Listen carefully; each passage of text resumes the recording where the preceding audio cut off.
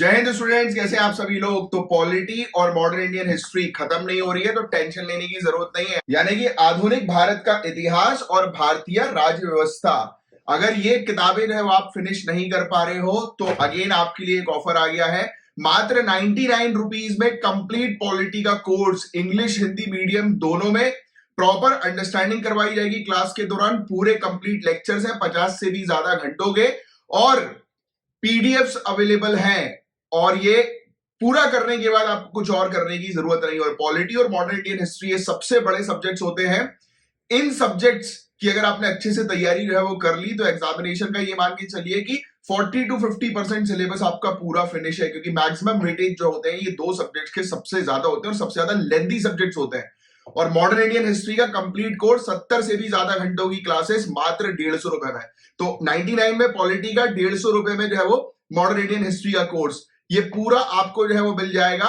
जल्दी से जल्दी एनरोल करिए। लास्ट टाइम ये ऑफर लाया गया था तो कुछ घंटों में ही पूरी सीट्स खत्म हो गई थी। सिर्फ 250 स्टूडेंट्स के लिए जो है ये ऑफर अवेलेबल है।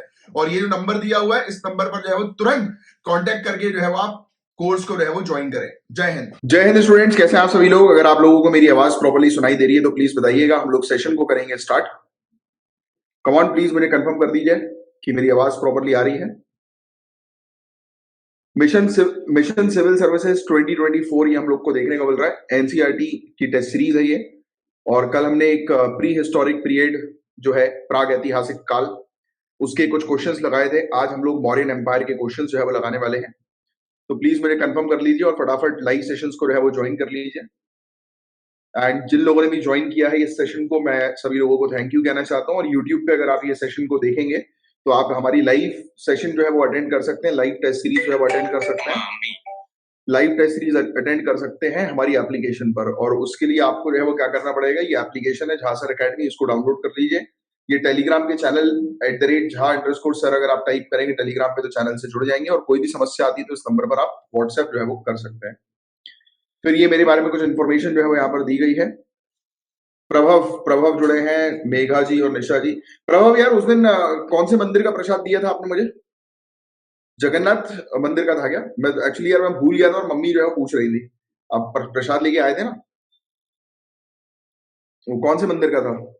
जब तक और भी स्टूडेंट फटाफट जो है वो ज्वाइन कर लो सेशन को। I am waiting.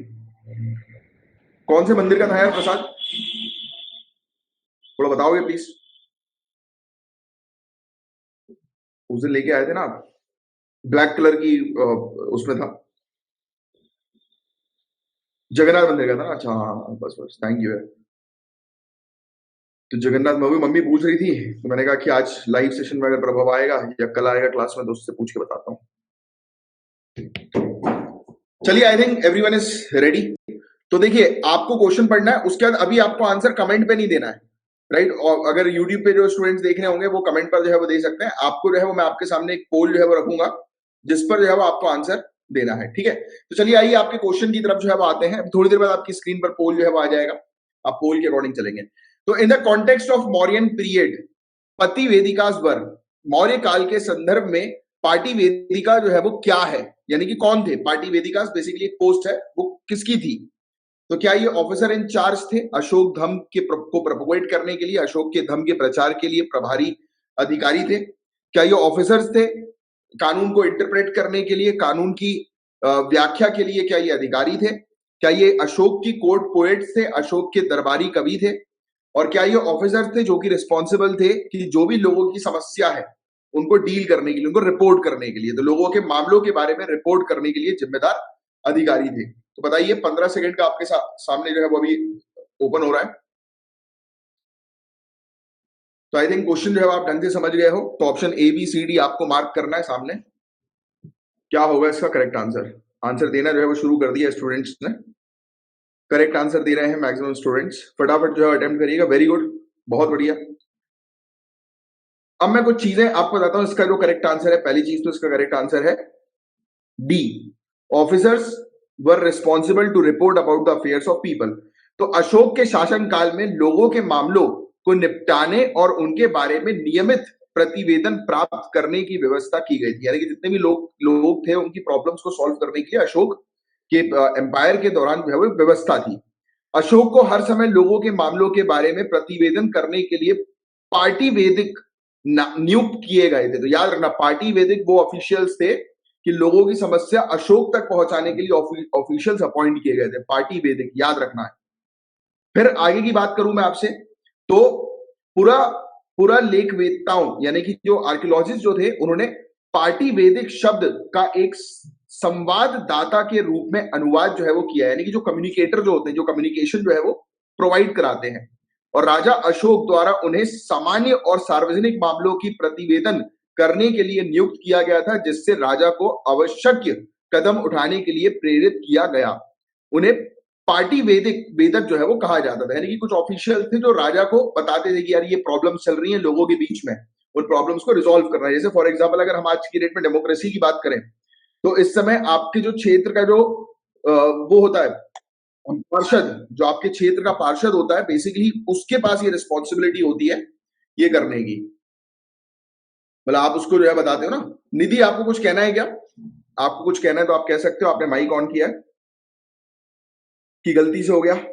अभी आपके सामने ऑप्शंस आएंगे, आपको उसके बारे में बात करनी है। फिर इसके अलावा हम लोग को बहुत सारी ऑफिशियल्स जो है वो देखने को मिलते थे अशोक के पीरियड में, आपको ऑफिशियल्स ध्यान में जो है वो रखना है, काफी इंपॉर्टेंट है, राइट। आई थिंक निधि से गलती से जो है वो माइक ऑन हो गया। चलिए, अब मैं देरी ना करते हुए नेक्स्ट क्वेश्चन की तरफ आगे बढ़ रहा हूं। आपकी स्क्रीन पर जो है वो नेक्स्ट क्वेश्चन है। फिर थोड़ा आपको आंसर कमेंट बॉक्स पे नहीं देना, आपके सामने पोल आएगा, पोल पर जो है वो आप आंसर जो है वो दीजिएगा, ठीक है। चलिए, नेक्स्ट क्वेश्चन जो है वो आपके सामने आ गया है। आपको बताना है कि ये जो चीज लिखी हुई है, who among the following rulers instructed his subjects through this inscription, यानी कि जो हम लोग को ये शिलालेख देखने को मिल रहा है, तो किस शासक ने ये शिलालेख जो है वो पर इंस्ट्रक्शंस दिए थे। क्या लिखा हुआ है कि अतीत में ना तो मामलों को निपटाने की कोई व्यवस्था थी और ना ही नियमित रिपोर्ट प्राप्त करने के लिए, लेकिन मैंने निम्नलिखित यानी कि व्यवस्था जो है वो की है, और पार्टी वेदक मुझे लोगों के मामलों के बारे में हर समय कहीं भी रिपोर्ट करना चाहिए, चाहे मैं हूं भोजन करना भीतरी अपार्टमेंट में, शयन कक्ष में, गाय की कलम में ले जाया जा रहा है, संभवतः एक पालिका में या बगीचे में, और मैं हर जगह लोगों के मामलों को निपटान करूंगा। देखो कितनी बढ़िया बात लिखी है। पार्टी वेदिका जो है, they should report to me about the affairs of people at all times, anywhere, whether I am eating, मैं खाना खा रहा हूं या मैं अपने अंदर के कक्ष में हूं, मैं अपने बेडरूम में हूं, मैं कुछ लिख रहा हूं, मैं कुछ भी कर रहा हूं, हमेशा पार्टी वेदिका मेरे पास आएंगे और मुझे जो है वो बताएंगे। तो ये किसने जो है वो कहा है, तो आपको ऑलरेडी पता है इसका आंसर, पहले क्वेश्चन से जो है आप रिलेट कर गए होंगे। तो आपके सामने जो है वो पोल जो है वो चालू हो रहा है, फटाफट इसका आंसर जो है वो दीजिएगा। और जिन भी लोगों को हमारी एप्लीकेशन की टेस्ट सीरीज ज्वाइन करनी है, आप लोग जो है वो ज्वाइन कर सकते हैं। वेरी गुड, सभी लोग जो है वो बिल्कुल करेक्ट आंसर जो है वो लिख रहे हैं। सभी लोग अटेम्प्ट करिए, 15 सेकंड का टाइम है, आपने क्वेश्चन अच्छे समझ लिया है, सभी लोग अटेम्प्ट करिए। कुछ लोगों ने गलत आंसर्स भी दिए हैं। इसका जो करेक्ट आंसर है आपकी स्क्रीन पर आ गया होगा, इसका करेक्ट आंसर है ए, अशोक। अशोक ने इस चीज के बारे में जो है वो बात कही थी। अब नेक्स्ट क्वेश्चन आपके सामने जो है आ गया। आई थिंक अब स्क्रीन सही है ना, आपको अब सही दिख रही है? मैंने कल के कंपैरिजन में आज व्यवस्था थोड़ी ठीक जो है वो करी है, आपके सामने दोनों स्क्रीन है। आइए देखिए, अब क्या है, आपको बताना है कौन सा पेयर करेक्टली मैच्ड है। इस प्रकार के क्वेश्चन सिविल सर्विसेज में अक्सर पूछे जाते हैं। एक पोस्ट दी हुई है और उस पोस्ट का जो है वो क्या रोल है, क्या अध्यक्ष का एडमिनिस्ट्रेटिव रोल होता है, क्या आमत्य का जुडिशियल रोल होता है, क्या तीर्थस का या तीर्थ का ये हाईएस्ट कैटेगरी होते हैं क्या ऑफिशियल की एडमिनिस्ट्रेशन के अंदर, बताइए। इसमें पूछा है कौन से पेयर जो है वो करेक्ट है।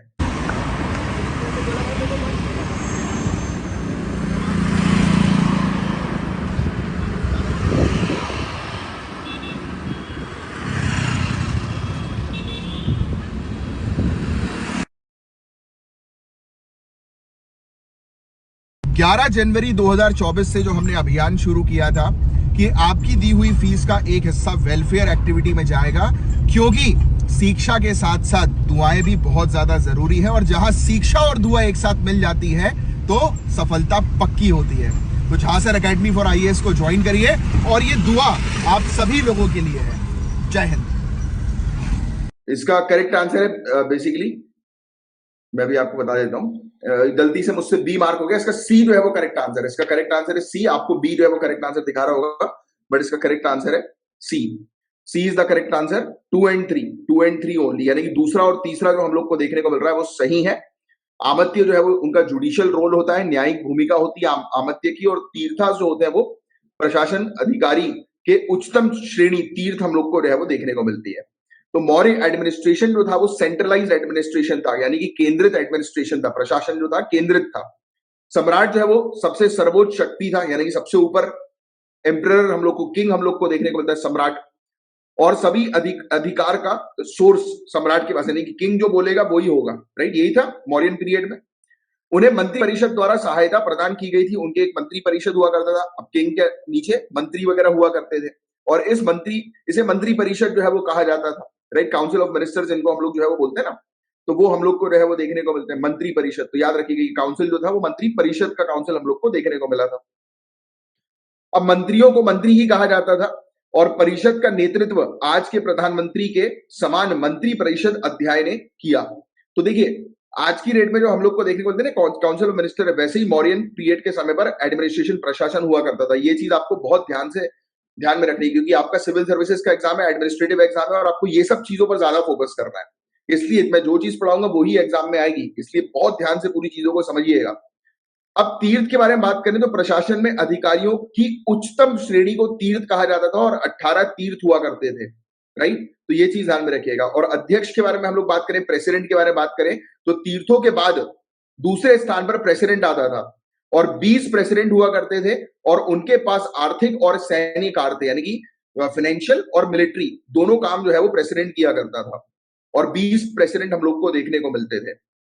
और इसके अलावा महामत के बारे में हम लोग जो है वो चर्चा करें, तो महामत भी जो है वो एक उच्च पद का अधिकारी हुआ करता था। और आमत्य के बारे में बात करें तो उच्च पद के अधिकारी वर्तमान के सचिवों को लगभग पसंद करते हैं, और उनकी प्रशासनिक और न्यायिक भूमिका जो है वो हुआ करती थी। तो आमत्य की जो है वो जुडिशियल रोल हुआ करता था, न्यायिक भूमिका हुआ करती थी, यानी कि सेक्रेटरी एक प्रकार के हम लोग को देखने को मिलते थे, राइट। जैसे जुडिशियल मैजिस्ट्रेट हुआ या डिस्ट्रिक्ट मैजिस्ट्रेट हुआ, तो वो हुआ करते थे आमत्य, राइट। तो ये चीज आप थोड़ी सी जो है वो ध्यान में रखिएगा, बहुत इंपॉर्टेंट है।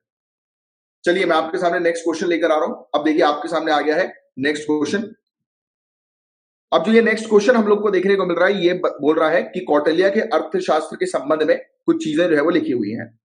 तो यह नैतिकता को राजनीतिक औचित्य के ऊपर रखता है, मतलब कि कुछ स्टेटमेंट्स है कौटिल्य के अर्थशास्त्र रिलेटेड, आपको बताना है कौन सा स्टेटमेंट करेक्ट है। क्या ये मॉरलिटी को जो है वो पॉलिटिकल एक्सपीडियंसी से ज्यादा रखता है? क्या कौटिल्य के अर्थशास्त्र के अंदर मॉरलिटी पे ज्यादा ध्यान दिया गया कि पॉलिटिकल चीजों पर ध्यान दिया गया? आप जानते हैं बहुत अच्छे से कौटिल्य के अर्थशास्त्र के बारे में एक ब्रीफ मैंने दिया है। बाकी अभी एंशिएंट और मेडिवल इंडियन हिस्ट्री की क्लासेस चली रही हैं, आगे चल के मौर्यन एम्पायर आएगा तो और डिटेल में आपको समझ में आएगा। इसने गुलामी की कड़ी निंदा की। तो क्या कौटिल्य के अर्थशास्त्र के अंदर स्लेवरी को जो है वो कंडेम किया गया, निंदा की गई? यह प्रशासन की समस्याओं के साथ साथ संपत्ति और अपराध के कानूनों से संबंधित है। क्या कौटिल्य की अर्थशास्त्र डील करती है एडमिनिस्ट्रेशन के साथ साथ प्रॉपर्टी और क्राइम के लॉस के ऊपर? यह पुरुषों की तुलना में महिला जासूस को अधिक कुशल होने के लिए संदर्भ करता है, इसलिए उन्हें विशेष रूप से जासूस के रूप में भर्ती किया जाना चाहिए। चंद्रगुप्त मौर्य, अगर आप देखेंगे चंद्रगुप्त मौर्य के पीरियड को पढ़ेंगे तो आपको समझ में आएगा कि उनके आसपास वुमेन जो है वो स्पाइस हुआ करती थी, वुमेन जो है वो बॉडीगार्ड्स हुआ करती थी, राइट। तो आई थिंक इसका आंसर जो है वो आपको पता होना चाहिए। तो मैं मार्क कर रहा हूं आंसर, और आपके पास है 15 सेकंड का टाइम। आप बताएं इसका क्या होगा करेक्ट आंसर। कौन सा स्टेटमेंट करेक्ट है? 1 2 3 4 में से कौन से स्टेटमेंट्स करेक्ट है? और सभी लोग, और ज्यादा से ज्यादा लोग जो है वो जुड़े, जितने ज्यादा लोग जो है वो जुड़ेंगे उतना सही रहेगा, आपको मजा भी आएगा, कंपटीशन जो है वो एक डेवलप होगा। और रात में रोज 9 बजे आपके लिए एक्सरसाइज हम कंडक्ट जो है वो करेंगे। बस आप सपोर्ट करते रहिए, शेयर करते रहिए, ज्यादा से ज्यादा दोस्तों को जोड़िए, बोलिए कि चलो आज रात में 9 बजे कंपटीशन करते हैं, देखते हैं तेरे कितने सही हुए, मेरे कितने सही हुए। बताएं क्या होगा इससे करेक्ट आंसर? मैक्सिमम लोग गलत आंसर लिख रहे हैं, पता नहीं क्यों। स्लेवरी के बारे में तो बात करी ही नहीं थी, स्लेवरी के बारे में तो बात करी ही नहीं थी, बोलिए। गलती से लग गया था, हाँ। ठीक है, तो इसका करेक्ट आंसर है सी। 3 और 4 हम लोग को देखने को। अब जो बात बता रहा हूं वो बात बहुत ध्यान से सुनो। कौटिल्य, चाणक्य जिनको हम लोग बोलते थे, उन्होंने लिखा था अर्थशास्त्र, और यह चंद्रगुप्त मौर्य के मुख्यमंत्री कौटिल्य के राजनीतिक विचारों का सारांश प्रस्तुत करता है। यानी कि कौटिल्य जो है वो बताता है कि किस प्रकार से एडमिनिस्ट्रेशन होना चाहिए अपने अर्थशास्त्र के अंदर। पुस्तक में उन विशिष्ट विषयों के बारे में विस्तृत जानकारी है जो एक प्रभावी सरकार चलाने की इच्छा रखने वाले शासकों के लिए प्रासंगिक है। तो आप लोग के एग्जामिनेशन के लिए कौटिल्य का अर्थशास्त्र इसलिए बहुत ज्यादा इंपॉर्टेंट है क्योंकि ये एडमिनिस्ट्रेटिव बुक है। सरकार कैसे चलाई जाती है उसकी पूरी जानकारी अर्थशास्त्र में हम लोग को देखने को मिलती है। तो ये सरकार चलाने से रिलेटेड है, मॉरलिटी से रिलेटेड नहीं है। तो पहला स्टेटमेंट तो वैसे ही गलत हो गया। तो कौटिल्य के अर्थशास्त्र में 15 अधिकार या पुस्तकें हैं। तो कौटिल्य के अर्थशास्त्र की 15 पुस्तकें नोट कर लो। पहले 5 सौदे तंत्र यानी राज्य के आंतरिक प्रशासन से संबंधित है। यानी कि कुछ किताबें जो है वो इंटरनल अफेयर्स के बारे में बताती हैं कि कैसे मैनेजमेंट करना है। अगले 8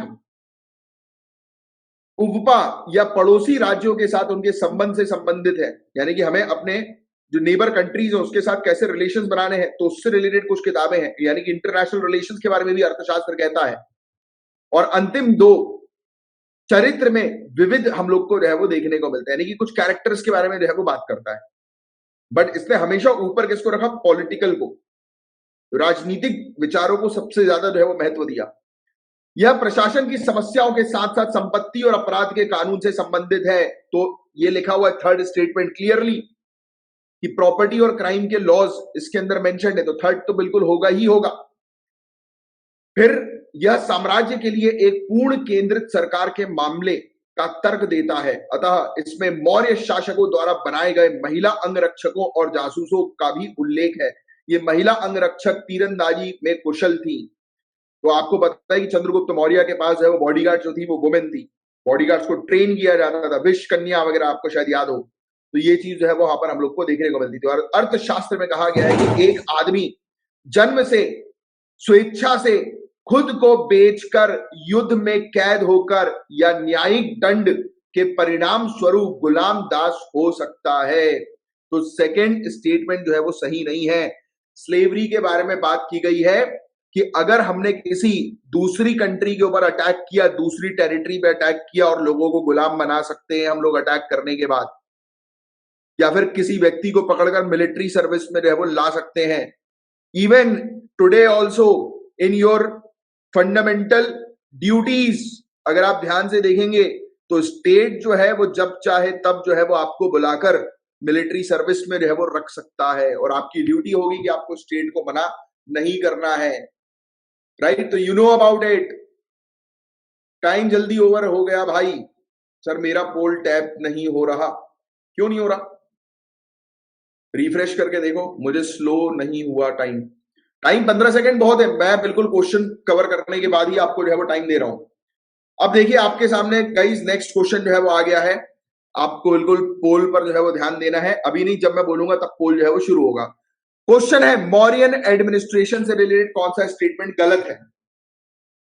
पहला स्टेटमेंट बोल रहा है कि मौर्यों ने एक विशाल नौकरशाही बनाई रखी, एक मेंटेन करी वास्ट ब्यूरोक्रेसी मौर्यंस ने। Second statement, Mauryans attached more importance to storage and depositing than assessment. मौर्यों ने मूल्यांकन की तुलना में भंडार और जमा को अधिक महत्व दिया। थर्ड स्टेटमेंट, इसमें विस्तृत गुप्तचर व्यवस्था थी। क्या इसमें एक एलैबोरेटेड सिस्टम ऑफ एस्पियोनेज था, यानी कि स्पाई सिस्टम था।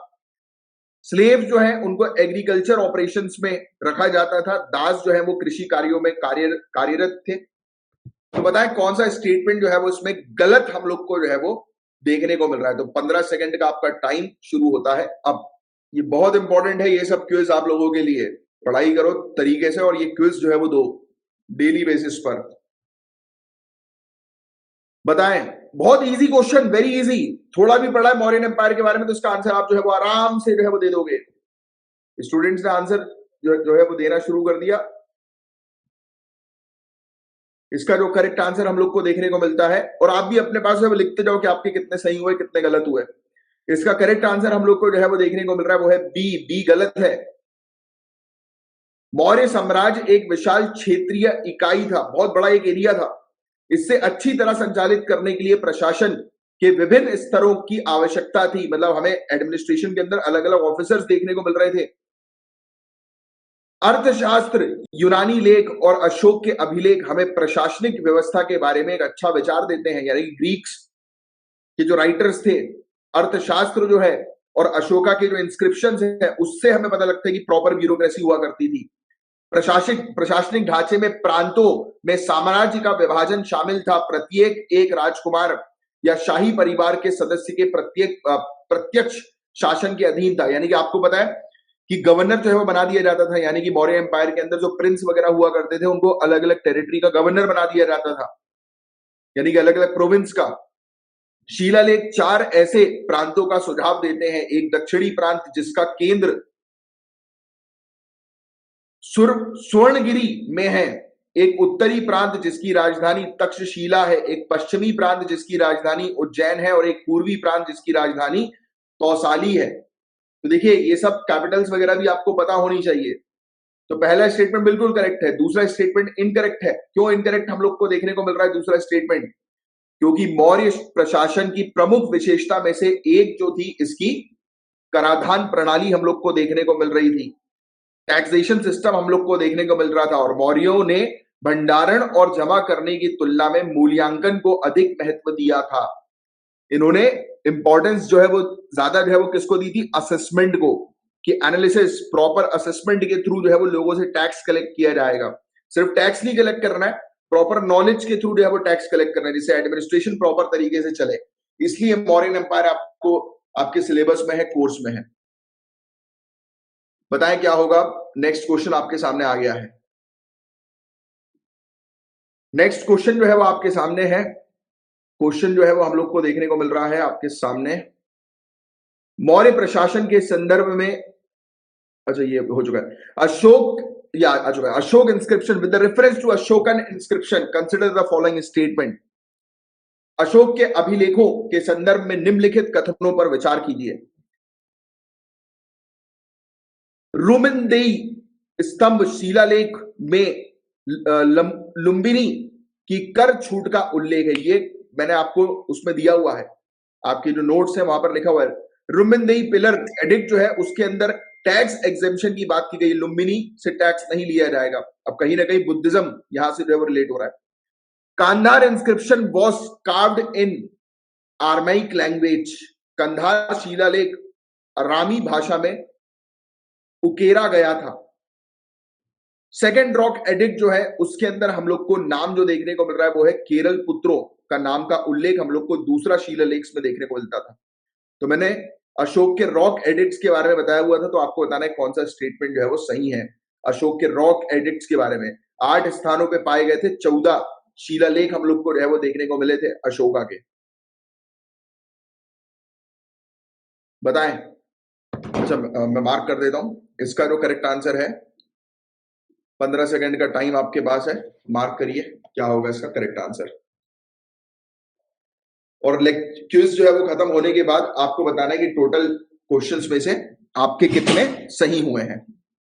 बताइए जल्दी फटाफट आंसर दीजिए, क्या होगा इसका करेक्ट आंसर। एक ही स्टूडेंट ने आंसर दिया है, दो ने क्वेश्चंस अटेम्प्ट किए हैं, 5 ने अटेम्प्ट कर दिए हैं। वेरी गुड, और लोग अटेम्प्ट करिए बस। इसका जो करेक्ट आंसर है ए, तीनों ही स्टेटमेंट जो है वो बिल्कुल करेक्ट है। नेक्स्ट क्वेश्चन आपके सामने जो है वो आ गया। फटाक से क्वेश्चन को पढ़िए और दिमाग लगाने की जो है वो कोशिश करिए। कलिंग युद्ध ने अशोक को अपराध और भारी तपस्या का कारण बनाया, जिसके कारण उन्होंने भेरी घोष या ब्रह्म घोष के बजाय धम घोष का उपयोग करना शुरू कर दिया। यह धम घोष शब्द निम्नलिखित में से किसे दर्शाता है? तो क्वेश्चन यह है कि धम घोष जो है वो किस चीज को सिग्निफाई करता है?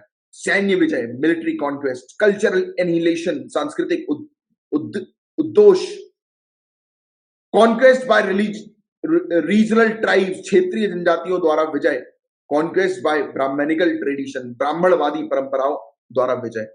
बताइए क्या होगा इसका करेक्ट आंसर। ये जो धम घोष है वो किसकी बात जो है वो कर रहा है? मैं आपके सामने क्विज जो है वो शुरू कर रहा हूं, 15 सेकंड का टाइम है, बताएं इसका क्या होगा करेक्ट आंसर। आंसर मिल ही चुका होगा आप लोगों को।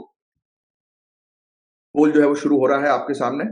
जो यूट्यूब में जो स्टूडेंट्स देखेंगे आपको पोल नहीं दिखाई देगा, क्योंकि यह सिर्फ हमारी एप्लीकेशन का फीचर है। बिल्कुल सही जवाब दे रहे हैं स्टूडेंट्स, 2 लोगों ने अटेम्प्ट किया है, दोनों ने सही जवाब दिया है। और करिए, फटाफट अटेम्प्ट करिए, भले ही गलत करिए। 4 लोगों ने अटेम्प्ट कर दिया, जल्दी जल्दी फटाफट, ज्यादा से ज्यादा लोग अटेम्प्ट करें, सिर्फ देखना नहीं है, ट्राई तो करो, थोड़ा तो ट्राई करो। तो इसका करेक्ट आंसर आपके सामने आ चुका है, सांस्कृतिक उद्देश्य इसका हम लोग को देखने को मिलता है। और मैंने काफी डिटेल में आप लोग को पढ़ाया हुआ था, हालांकि जो जो थी ये बेसिकली एक स्ट्रेटेजी थी अशोक की।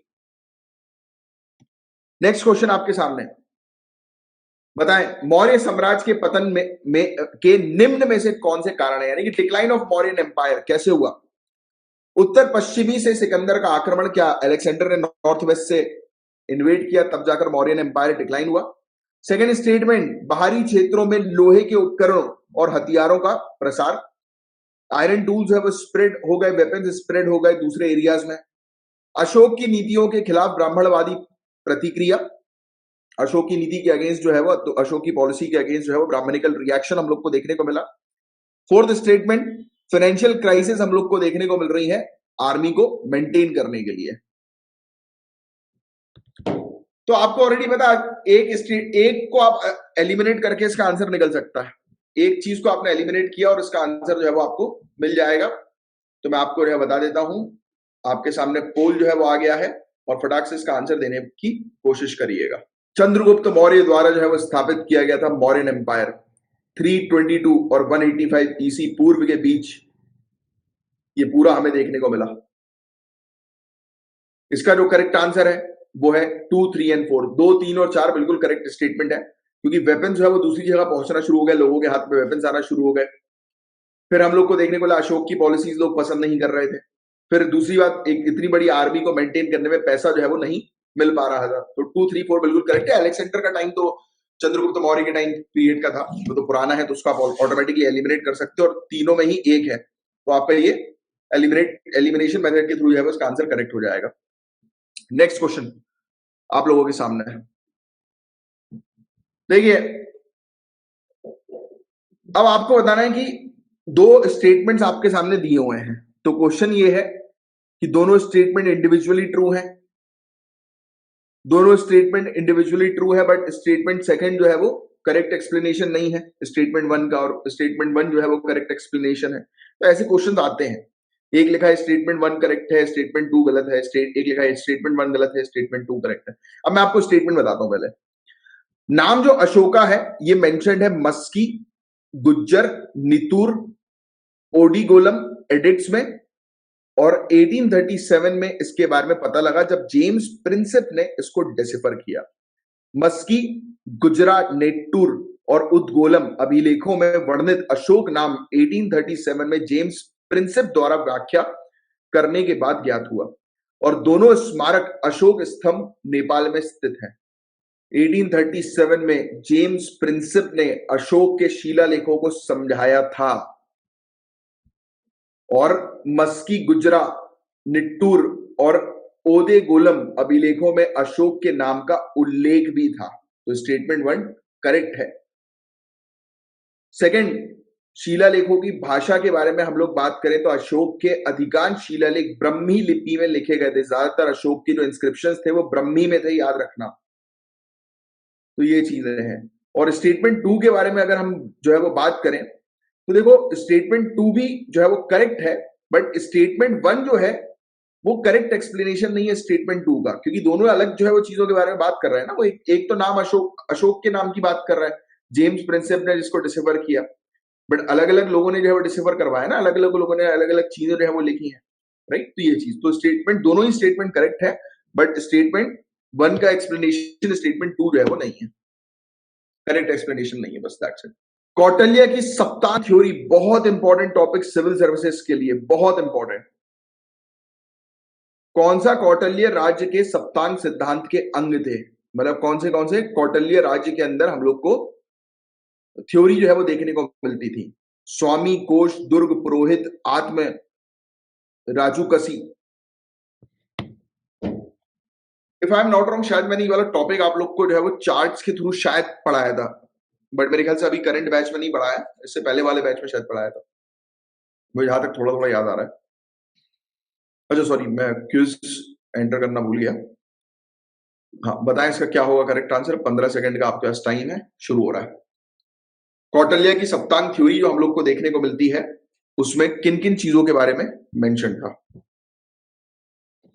तो कौटिल्य की सप्तांग थ्योरी में स्वामी मतलब कि एम्पायर, सम्राट, आमत्य मतलब मंत्री, सम्राट के नीचे आएंगे उसके मंत्री, फिर उसके नीचे जनपद, क्षेत्रफल और जनसंख्या यानी कि जनपद यानी कि जहां पर लोग रह रहे हैं, फिर दुर्ग यानी कि किला मतलब राजधानी, कोष यानी कि खजाना, दंड यानी कि जो पावरफुल जो लोग होते हैं, जुडिशियल मैजिस्ट्रेट आप बोल सकते हो, और मित्र यानी कि सहयोगी। तो इन सब चीजों, इन 7 चीजों के बारे में मेंशन था। तो इसका जो करेक्ट आंसर जो होगा वो 1, 2, 3 और 5 होगा। 4 पुरोहित के बारे में जो है वो मेंशन नहीं हम लोग को देखने को मिला था। ठीक है, so this is all for today. आप लोग ने लीडर बोर्ड जो है वो मांगा था, तो सेकंड रैंक का नाम दिख क्यों नहीं रहा है मुझे?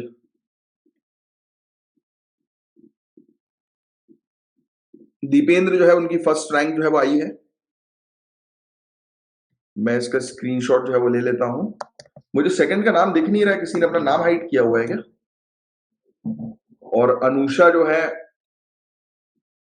अब उनकी थर्ड रैंक जो है वो है, बट मैं फर्स्ट रैंक को वो करूंगा क्योंकि क्वेश्चंस जो है उसके आधार पर, क्योंकि लोगों ने ज्यादा अटेंड जो है वो नहीं किया है, तो जिसकी फर्स्ट रैंक आएगी उसको आज के टेस्ट का विजेता घोषित जो है वो किया जाएगा। तो आज के टेस्ट के विजेता हैं दीपेंद्र जी। बहुत बढ़िया।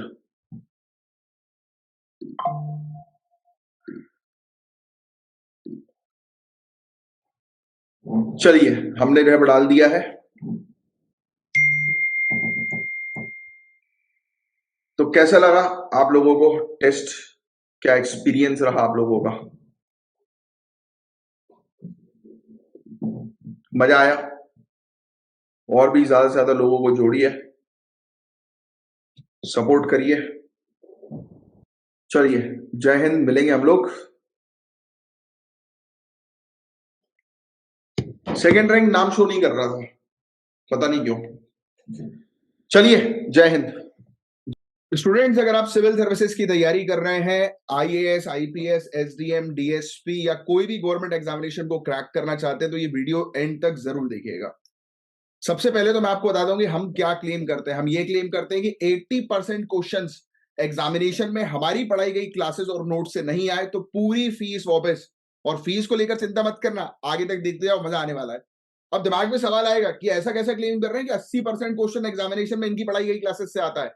तो मैं आपको क्लियर कट बता दूं, हम बिल्कुल बेसिक, बिल्कुल स्क्रैच से पूरी चीज कवर कराते हैं सिलेबस के अकॉर्डिंग, जो सभी गवर्नमेंट एग्जामिनेशन के लिए काफी इंपॉर्टेंट होता है। यानी कि यूपीएससी सिविल सर्विसेज में प्रीलिम्स, मेंस, इंटरव्यू लेवल की कंप्लीट प्रिपरेशन, और कोई भी गवर्नमेंट एग्जामिनेशन के अंदर जो हम जनरल स्टडीज का कोर्स आपको प्रोवाइड कराएंगे, वो पूरा का पूरा जो है वो आपके लिए सफिशिएंट होने वाला है, प्रीलिम्स, मेंस सबके लिए। इसके अलावा क्लासेस हम लोग कहां पर कंडक्ट करवाते हैं? तो हमारी एप्लीकेशन पर।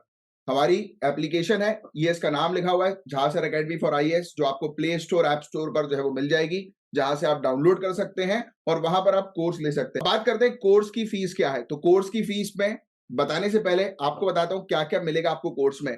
500 से भी ज्यादा घंटों की लाइव क्लासेस, 280 से भी ज्यादा घंटों की करंट अफेयर्स की free class, free current affairs की क्लास। यानी कि अगर आप कोर्स नहीं भी ले रहे हैं तो रोज आपको करंट अफेयर्स की फ्री क्लास जो है वो लाइव हमारी एप्लीकेशन पर मिलेगी, प्लस उसकी रिकॉर्डिंग, प्लस उसकी पीडीएफ भी।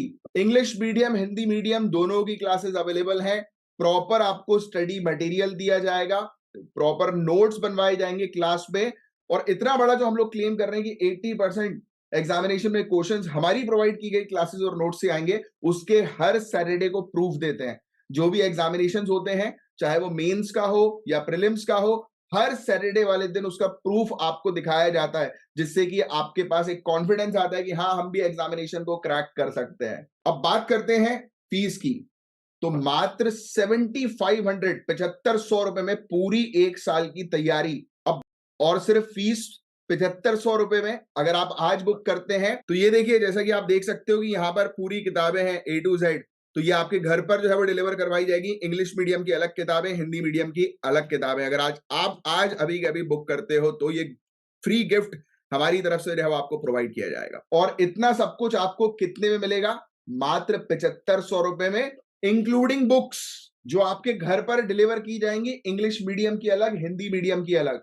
जो आपके, तो देरी मत करो, नीचे जो आपको बटन दिखाई दे रहा है लर्न मोर का या बाय नाउ का, उस पर क्लिक करो, डायरेक्ट कोर्स पे जाओ और कोर्स परचेज करो। जब आप कोर्स परचेज करोगे उसके बाद आपकी 1-to-1 लाइव काउंसलिंग होगी, और जिस काउंसलिंग में आपकी पूरी स्ट्रेटेजी बनवाई जाएगी कि कैसे इस एग्जामिनेशन को आप क्रैक कर सकते हो इजीली।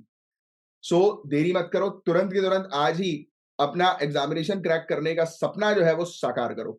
जय हिंद।